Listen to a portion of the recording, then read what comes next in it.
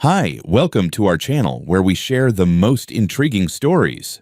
When a retired federal agent buys a forgotten piece of land for a quiet life, he doesn't expect war. But when a powerful HOA tries to erase him through lies, forged documents, and midnight raids, he fights back with drones, law, and a burning sense of justice. This is no suburban drama. When I first laid eyes on the land, it was nothing but dry wind, a weathered gate hanging on rusted hinges, and 5,000 acres of solitude whispering my name. Most people would have seen abandonment, ghosts of cattle fences, a barn roof collapsed like a crushed beer can, no cell signal unless you stood on a rock with one arm raised to the sky like a sacrifice. But me, I saw freedom. Not the kind they sell you with flag bumper stickers and lawn signs, but the real kind. The kind that smells like dry sagebrush, diesel fuel, and a second chance. After 28 years with the U.S. Fish and Wildlife Service, I'd had enough.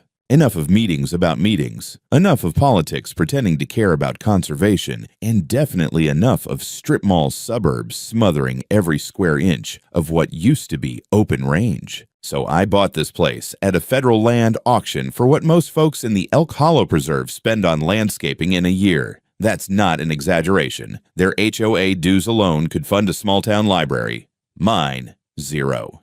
Because my land isn't part of any damned association. The previous owners, a bankrupt agricorp out of Nebraska, had defaulted hard, left the property rotting after their water rights dried up, and their accountants ran off with whatever wasn't nailed down. Their loss, my redemption. Along with the land came the mineral rights, limited water use from the creek that slices across the western edge, and most importantly, a private road easement that snakes past the fancy gates of Elk Hollow and up to my southern ridge. Legally recorded, federally approved. A beautiful loophole for a man like me. I moved in with my dog, Scout, a 12-year-old blue heeler who's better company than most humans. We set up camp in what used to be the foreman's cabin, now refurbished with solar panels, a backup generator, and a satellite link fast enough to file court motions, which, as it turns out, I'd soon need.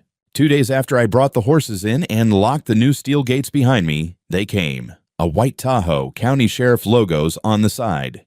2 uniforms stepped out, one older, probably ex-military like me, and a younger one who looked like he still got ID'd buying beer. I met them halfway down the dirt path, clipboard already in hand. Scout stood beside me, tail stiff, ears perked, like he smelled bullshit before it spoke. "You Calvin Broxton?" the older deputy asked. "Sure am," I said. "Something wrong." "We received a report of potential unlawful occupation of private land," he said, "and unpermitted construction." I stared at them, then let out the kind of laugh that doesn't reach your eyes. "Let me guess," I said. "Came from the HOA next door?" They didn't answer. Instead, the younger one glanced at his partner like maybe this wasn't going to be as straightforward as their dispatch report suggested. I held up a folder. "Gentlemen, this is the deed, stamped by the federal auction house. Here's the land use map from the Department of the Interior. And here," I flipped to the page like a magician with a deadly card trick, "is the county zoning declaration from 2003, which clearly shows that this parcel is not, and never has been, under HOA jurisdiction." They studied the documents for a while, flipping through like they were hoping to find a gotcha clause hiding in the margins. But there wasn't one. I made damn sure of that before I ever put in a bid. "Looks legitimate," the older one finally said, turning to his partner. "No active warrants, no pending code violations from the county." The younger guy nodded, clearly disappointed. "Guess that's it then." Or so I thought. As they turned to leave, the older deputy hesitated. He reached into his jacket and pulled out a folded piece of paper. "This was handed to us by a Ms. Heidi Tronger," he said, "president of the Elk Hollow HOA. She asked us to deliver it." I opened it. A single sentence, typed, underlined. "The Elk Hollow HOA will consider all unapproved activity within visual proximity to our boundary as a breach of community code, subject to legal action." Below it, a signature in looping, overly confident, cursive, "Heidi Tronger, HOA president." I laughed again, this time louder. "Community code doesn't apply outside the community," I said. "Just doing our job," the deputy said with a shrug. They left, tires kicking up dust, and I stood there, paper in hand, watching the cloud settle. Scout looked up at me. "Looks like they don't teach land law at the HOA orientation," I muttered. He wagged his tail once and pissed on the nearest cactus like he had the final word. I burned the letter in the fire pit that night. I figured if that was their opening move, they were either bluffing or incredibly dumb. Either way, I didn't realize then how far they'd be willing to go. But I would. Soon. A few days passed after the sheriff's visit, and for a moment, I let myself believe that might have been the end of it. I kept working, dug the trench for the new water line, reinforced the corral, mounted trail cameras along the ridge. The weather held clear, crisp mornings, and brutal midday sun, but nothing I wasn't used to. Scout chased field mice, slept in the shade, and stayed smarter than most politicians I've met. Then I found the barricade. It was early, just after dawn. I was taking the northern route to haul in some lumber from a supplier out of Torrington. That road, an old gravel access path, cut through the edge of a federal easement, ran past the Elk Hollow development's backside, and twisted down into the northern mouth of my property. It had been open and unused for years, legal, documented, and surveyed twice over, except now it was blocked. Two concrete Jersey barriers sat squarely across the road with bright orange cones and a sparkling new sign bolted between them. It read, "Private Road, Property of Elk Hollow Preserve, HOA, No Through Access." I stared at it, sipping coffee from my thermos, half expecting a prank camera crew to pop out of the bushes. But no, this was real. Someone had gone through the effort of hauling concrete onto federal easement land and declaring it theirs. I turned the truck around and took the long route home, added 45 minutes to my drive, and left me with a bad taste that not even coffee could wash out. Back at the cabin, I sat at my desk and opened the land records database for Goshen County. That road wasn't supposed to belong to anyone. It had been listed under BLM administration since the Eisenhower era. I found the parcel ID, opened the latest recorded files, and there it was, freshly updated less than 72 hours ago.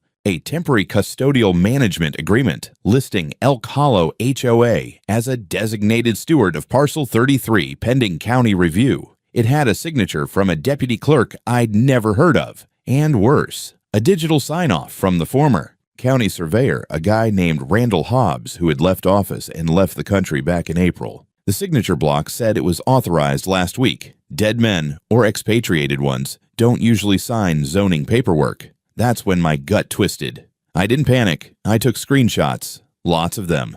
Then I printed everything, highlighted inconsistencies, and added it to the growing HOA Insanity folder that now had its own filing drawer. I drove into town the next morning to speak with someone at the county assessor's office, but the clerk at the front desk gave me the usual small-town smile with big city evasion. "Sir, if the road's in review status, I'm afraid it's out of our hands for now."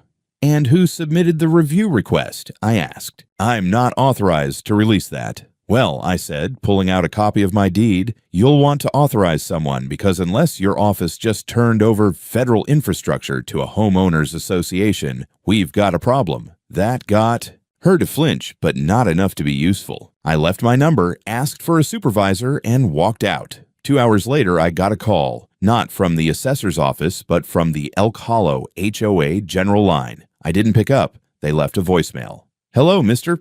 Broxton, this is Gabriel with the Elk Hollow Preserve Administration Office. We understand there's been some confusion about road access near your northern entrance. As a courtesy to the safety and aesthetics of our residents, we've temporarily closed that segment for maintenance. Please contact our legal liaison if you have questions. Thank you." Maintenance on federal land they don't own. Scout was chewing a deer antler by the fireplace as I replayed the message, louder this time. He didn't look impressed. Neither was I. By that evening, someone had also erected trail cameras on trees near the closed road. Not mine. Mine are camouflaged and motion-triggered. These were obvious, mounted with metal clamps and aimed squarely at my access gate. I walked up to one and stared at it long enough to feel the whir of its lens adjust. I gave it a nice long middle finger and walked away. The next day, a delivery truck got stuck trying to reach my barn via the long route, nearly slid off the path near the creek crossing.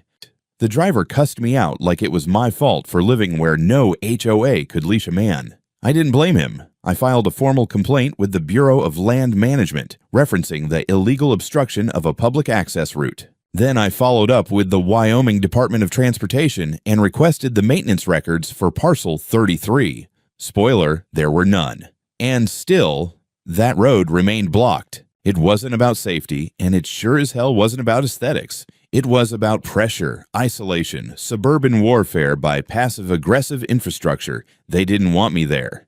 But I was. And I wasn't going anywhere. It was 10 days after the barricade went up that I found the envelope wedged in my gate. No postage, no return address, just a name printed on the front in thin black ink, Mr. Broxton. Inside, a formal-looking court notice stamped with the seal of the Goshen County Superior Court. At first, I assumed it was a follow-up to my complaint about the road. Maybe some bureaucrat was finally getting their act together. Then I read the subject line, petition for reversal of private land title and immediate cease of unauthorized development. I laughed, out loud, alone. Just this dry, bitter chuckle like my lungs were made of sawdust. Scout tilted his head at me from under the porch like he couldn't tell if I was losing it or just choking on my coffee. They were suing me. The document, about 20 pages long, claimed that my land had been erroneously released into private ownership due to a clerical oversight, and that the property was historically designated as part of a protected ecological buffer zone adjacent to the Elk Hollow Preserve. The plaintiff, not the county, not the state, not even a federal agency, Elk Hollow Preserve, HOA.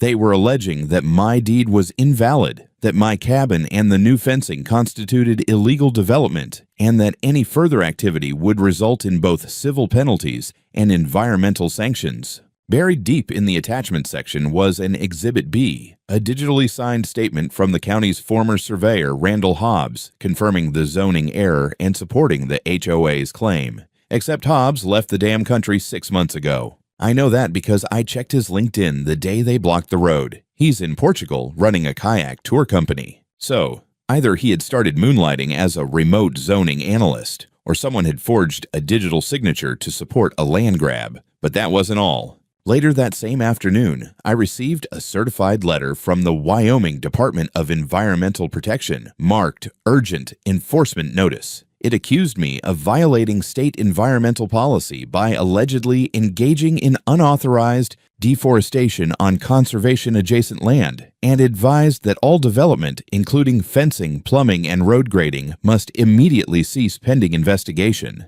Attached to that letter, a formal complaint filed using my name, my parcel number, and, get this, my own email address. I never sent it. They'd spoofed me, filed a complaint from a dummy account pretending I was reporting myself. The DEP notice didn't shut me down completely, but it locked me into a holding pattern. Any material deliveries were frozen. My construction supply vendor backed out. My solar battery shipment got delayed pending site clearance. Even the local garbage service suddenly claimed they couldn't access the property anymore due to permit issues. It was death by paperwork. Slow suffocation under the weight of artificial red tape. I spent that week bouncing between legal hotlines, clerks, and county records like a goddamn pinball. My internet, sketchy as it was, became my lifeline. I downloaded every land record, permit, regulation, and case precedent I could find. I printed them out, highlighted them until my fingers cramped, and started assembling a paper wall of truth, knowing damn well I'd be throwing it at a system designed to ignore people like me. And if all that wasn't enough, someone started posting anonymous flyers around town, on the gas station bulletin board, in the library, even taped to a post outside the feed store. Bright red letters. Unauthorized development near Elk Hollow, environmental threat or squatter problem. They didn't use my name, but they didn't need to. The town's not that big. People started looking sideways at me. Someone even pulled their business when I tried to order feed. Said they didn't want trouble from the HOA. That's when it hit me. They weren't trying to win in court. They were trying to wear me down, isolate me, make me radioactive, and it was working. I didn't sleep much that week. Kept waking up in the middle of the night with that feeling, like you left the gate open and something slipped in. Scout would lift his head, ears twitching, then settle again. I envied him.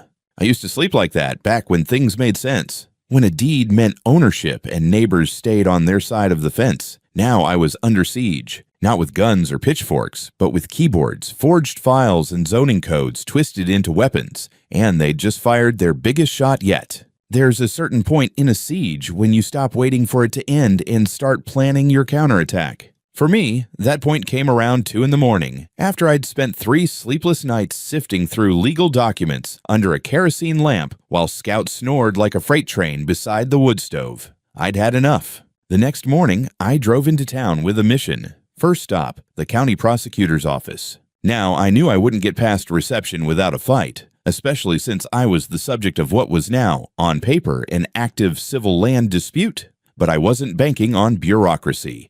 I was banking on a name, James Lowry. We'd worked together almost a decade ago, back when I was still with Fish and Wildlife. I'd helped him build a federal case against a fracking outfit that was poisoning elk migration routes with illegal waste pits. We weren't exactly drinking buddies, but we respected each other, and more importantly, we owed each other. The receptionist looked skeptical as hell when I asked for him. "Do you have an appointment?" "No," I said. "Tell him it's Calvin Broxton. He'll know." She left. 5 minutes later, James came out himself. He looked the same square jaw, same pinched expression like he'd swallowed a lemon. When he saw me, it softened, just barely. "Well, hell," he said. "You pissed somebody off good, didn't you?" "You don't know the half of it," I said. He took me into his office, closed the door, and I laid it all out. Every fake document, every faked complaint, every trail camera and forged zoning record. I handed him a binder thick enough to kill a man with and watched his expression go from amused to flat-out pissed. "Whoever's doing this," I said, "they forged Hobbs's signature. That's federal." He didn't answer at first. Just flipped through the evidence, lips tight. Finally, he said, "Let me make some calls." 2 hours later, I was sitting in a side office with his IT forensics guy, a wiry little tech named Marcus, who looked like he hadn't seen sunlight since Clinton's first term. I gave him the PDFs I downloaded from the assessor's site, along with screenshots and file metadata. Within 20 minutes, he'd found traces of edit logs, timestamps that didn't match the county system, IP addresses logged to an external server, elkpreservehub.net. "Holy shit," Marcus said, squinting at the screen. "This wasn't done through the county. These entries were injected through a mirror server. Somebody spoofed access and pushed them in as admin-level overrides. That's advanced." "How advanced?" I asked. "Government contractor level. Or a private firm with deep access." James came back in, listened to the summary, and said 3 words I'd been dying to hear. "That's criminal fraud." That night, I drove home with more than just suspicion. I had proof. And I wasn't alone anymore. The next few days were a blur. James opened an internal inquiry with the county registrar and reached out to a contact in the state's attorney general office. Marcus kept digging, tracing IP routes, flagging metadata anomalies, building a forensic chain of custody. Meanwhile, I started preparing for war on another front. A friend of mine from Laramie put me in touch with a young investigative journalist named Sarah Esteban. She was hungry, skeptical, and already 2 weeks deep into a piece about rising corruption in privatized HOA zones across the Mountain West. I invited her out to the ranch. She showed up with a notepad, a camera, and more questions than a grand jury. I walked her through everything. She took photos of the barricades, the phony road signs, even filmed a short video of me standing beside the closed northern access route, holding up the real federal easement map. "I've seen HOA overreach," she said. "But this is straight up land laundering." That term stuck in my head. By the end of the week, Sarah had filed a Freedom of Information Act request to the county to obtain all correspondences between the Elk Hollow HOA and local officials over the past 12 months. James promised to back her if they stonewalled. Marcus gave her a thumb drive of de-identified metadata showing the forged server activity. And me? I started sleeping again. Not well, but better. Still with one eye open, but with both hands building the defense. Scout seemed to feel the shift too. He stuck closer to the gate now, pacing like a soldier on patrol. I rechecked the camera system, recharged the drones, and installed motion sensors at every access point, because deep down, I knew something was coming. And this time, it wouldn't be through paperwork. The first clue came from Scout. It was nearly 1 in the morning, cold enough to frost the window glass, and I was halfway through marking up a zoning map when he started growling low in his throat. Not the bark for fun kind of noise, but the deep, bone vibration kind, an ancient sound dogs make when they smell something they've never liked and never will. I grabbed the thermal scope from the windowsill and scanned the southern fence line. Movement. 4 figures, slow and deliberate, creeping along the outer edge of the property, where the trail splits near the old cattle pen. I adjusted the focus. Each one carried what looked like flashlights or headlamps, maybe a tool belt. One had something bulkier, bolt cutters maybe. They weren't stumbling around like kids. This was methodical, coordinated. I toggled the floodlights. The field lit up like a stadium. The figures froze. Then one stepped forward and raised a megaphone.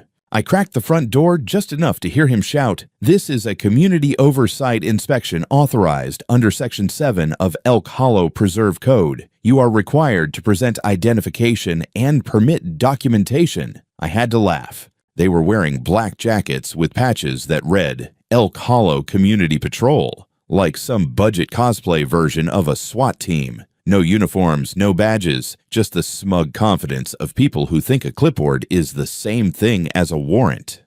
"You're on private land," I yelled back. "Turn around, now." No reply.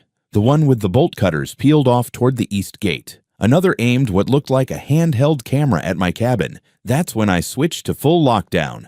I triggered the automated camera drones. 4 of them lifted off from the charging station by the barn, buzzing through the night like oversized wasps. The intruders panicked. One ducked, the others scattered. The bolt cutter guy made it to the gate and started working on the lock. I called the sheriff. "This is Broxton. I've got 4 unauthorized individuals attempting forced entry at my southern gate. They're dressed as some kind of rogue HOA patrol. I've got real-time surveillance footage. I need deputies dispatched immediately." "Understood. Units en route," the dispatcher said, calm as a Sunday sermon.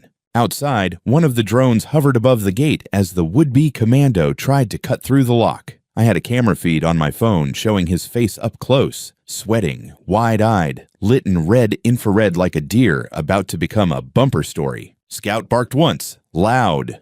That was enough to send one of them running back toward the road. The rest didn't make it far. 15 minutes later, 2 sheriff's vehicles came blazing up the ranch road. The high beams washed over the field, catching the patrol dead in their tracks. 2 tried to run. 1 tripped and went down hard. The last guy, the bolt cutter, froze and raised both hands like he'd just remembered how prison works. The deputies were efficient, cuffed 2, detained a 3rd, and gathered up the gear they dropped when they scattered. A knockoff clipboard labeled Inspection Protocol, some night vision goggles, bolt cutters, duct tape, and a printed aerial map of my property with handwritten notes, camera blind spots, gate access priority, and possible livestock distraction. That one chilled me more than I expected. After the scene was cleared, I gave the lead deputy a USB stick with the entire incident recorded from 3 different angles. The drone footage was crystal clear. Names, faces, actions. No room for misunderstandings.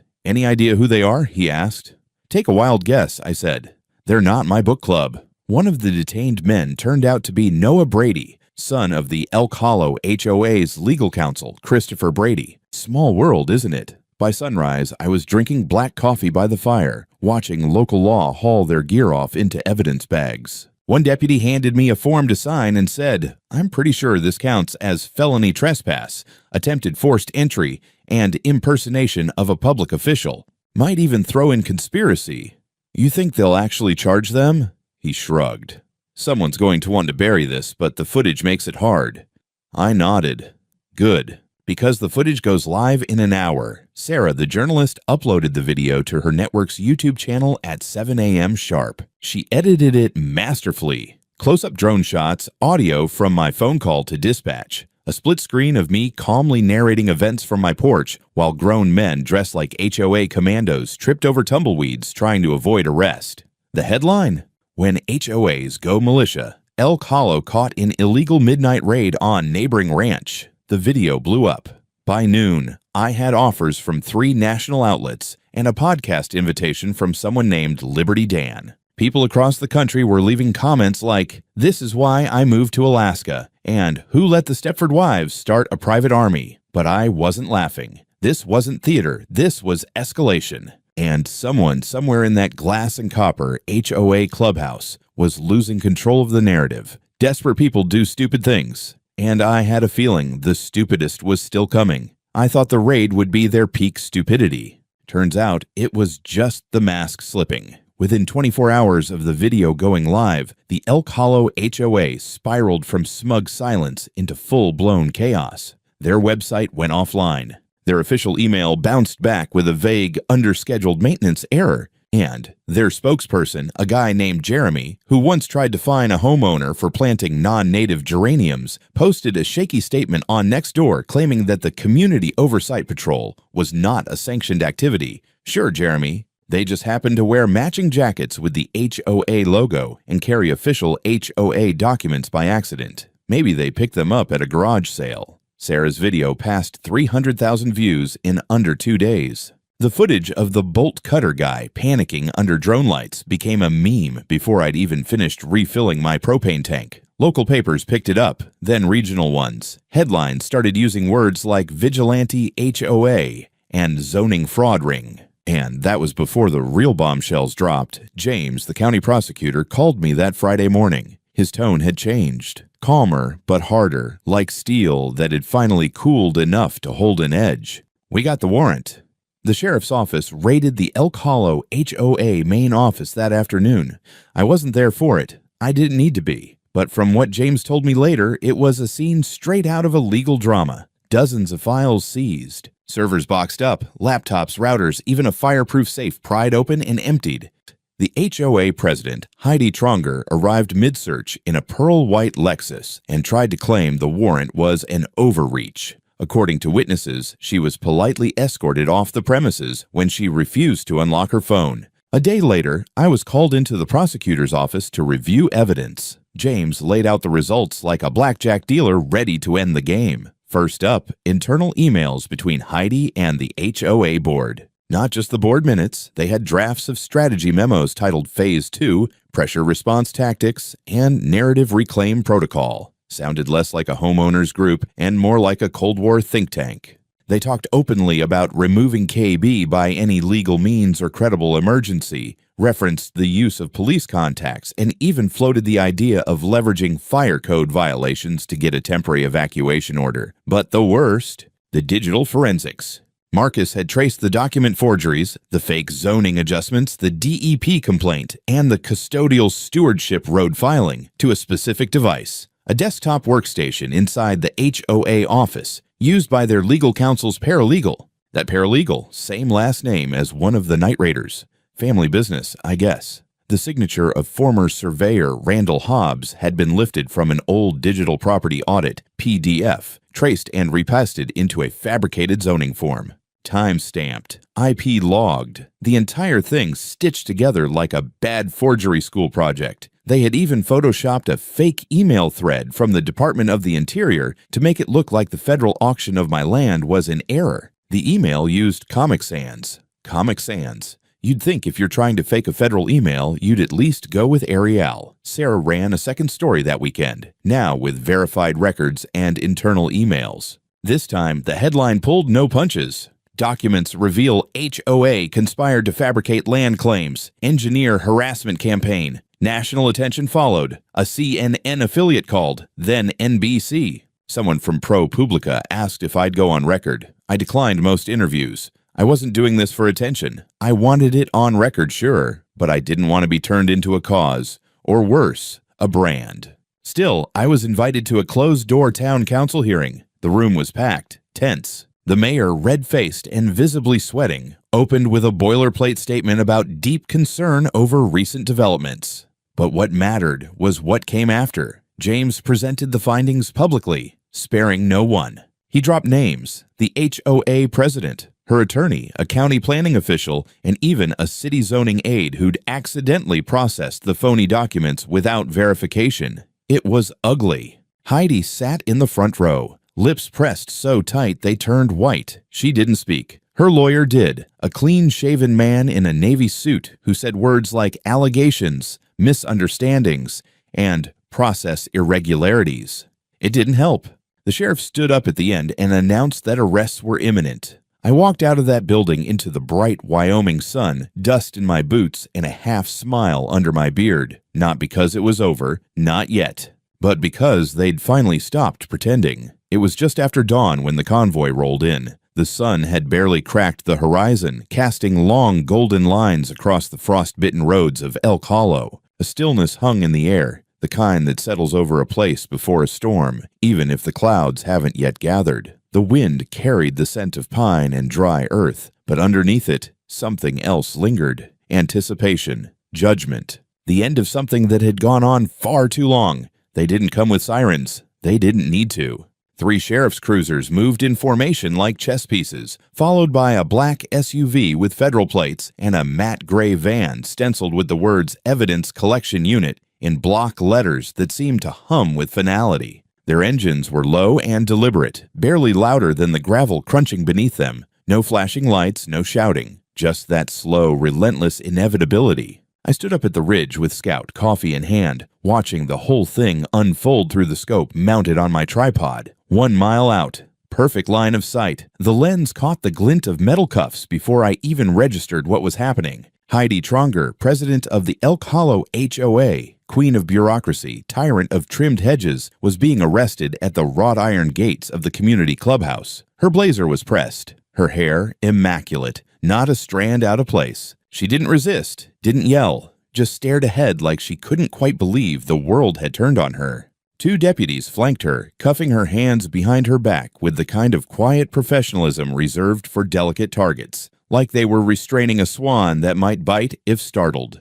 No force, no theatrics, but the message was clear. Her lawyer arrived 15 minutes too late. Classic. He tried to flash credentials, argue procedural issues. The lead officer didn't even entertain it, just pointed toward the street, then turned his back. By 9 o'clock in the morning, word had spread through town like wildfire in cheatgrass. Texts rolled in from all corners, friends, contractors, city clerks, even the guy at the feed store who once told me to just let it go. One message just said, "She's done." But it wasn't just about Heidi. This wasn't a solo act. This was a full-blown takedown.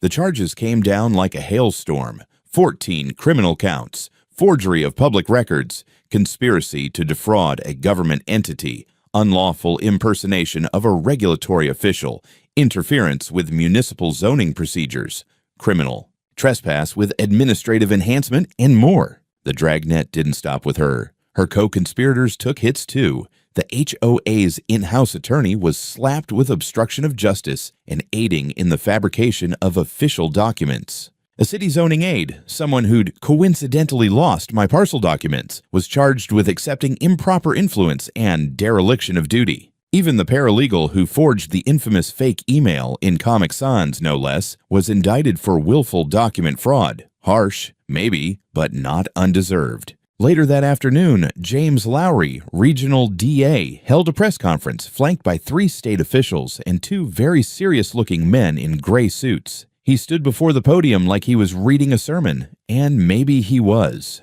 Each charge was listed slowly, deliberately, as if to burn them into the public record. Sarah, local reporter, sat in the front row. When he finished, she stood and asked the one question everyone had been holding their breath for. What happens to the Elk Hollow HOA now? James looked directly into the cameras, no hesitation. The state is initiating a formal motion to revoke their authority as a homeowners association, pending the outcome of a full forensic investigation. Interim community management will be appointed by the county. Effective immediately, Elk Hollow will no longer be governed by its existing HOA board. The silence that followed was thick. Then came murmurs, then nods. Then, from the back of the room, applause, soft but real, the kind that carried years of resentment and relief. Within a week, things moved fast. The illegal barricades at the North Road, gone. The bogus restricted access signs, confiscated. My parcel officially reaffirmed in my name, clean and clear. Even the Department of Environmental Protection, which had once threatened me with fines, issued a formal apology letter on letterhead, typed in Times New Roman, not Comic Sans, and lifted all activity restrictions. Suddenly, calls got returned. Contractors who had ghosted me were back. My solar battery order was delivered. The fencing crew showed up early, eager even. The garbage service, which had mysteriously stopped weeks ago, resumed without explanation. Like roaches after the light returns. Then the civil ruling came down. The judge ruled in my favor across the board. Title secured, rights restored, civil damages awarded, HOA fined $850,000, most of it set aside for restitution and infrastructure repair. I didn't take a dime of the restitution for myself. Instead, I asked the court to divide it between the county's public records digitization project and a wildlife preservation grant that helps maintain the ridgelines around Elk Hollow. Figure if they wanted to mess with a retired federal agent, the least they could do was fund a few more. As for Heidi, 14 years, no parole before 6. At sentencing, she didn't speak, didn't cry.